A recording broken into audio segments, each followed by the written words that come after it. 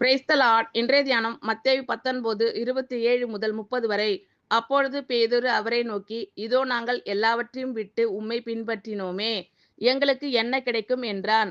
அதற்கு இயேசு, மறுஜன்ம காலத்திலே மனுஷகுமாரன் தம்முடைய மகிமையுள்ள சிங்காசனத்தின் மேல் வீற்றிருக்கும் போது என்னை பின்பற்றின நீங்களும் இஸ்ரவேலின் 12 கோத்திரங்களையும் நியாயந்தீர்க்கிறவர்களாக 12 சிங்காசனங்களின் மேல் வீற்றிருப்பீர்கள் என்று மெய்யாகவே உங்களுக்கு சொல்லுகிறேன்.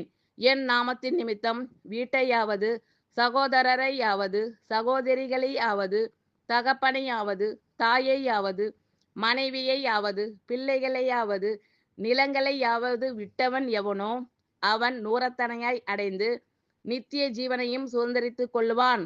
ஆகிலும் முந்தினோர் அநேகர் பிந்தினோராயும், பிந்தினோர் அநேகர் முந்தினோராயும் இருப்பார்கள் என்றார். அப்பொழுது பேதுரு அவரை நோக்கி, இதோ நாங்கள் எல்லாவற்றையும் விட்டு உம்மை பின்பற்றினோமே, எங்களுக்கு என்ன கிடைக்கும் என்றான்.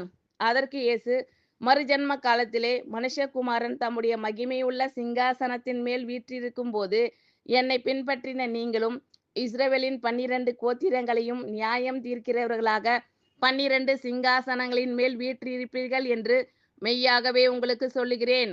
என் நாமத்தின் நிமித்தம் வீட்டையாவது, சகோதரரையாவது, சகோதரிகளையாவது, தகப்பனையாவது, தாயையாவது, மனைவியையாவது, பிள்ளைகளையாவது, நிலங்களையாவது விட்டவன் எவனோ அவன் நூறத்தனையாய் அடைந்து நித்திய ஜீவனையும் சுதந்தரித்துக் கொள்ளுவான்.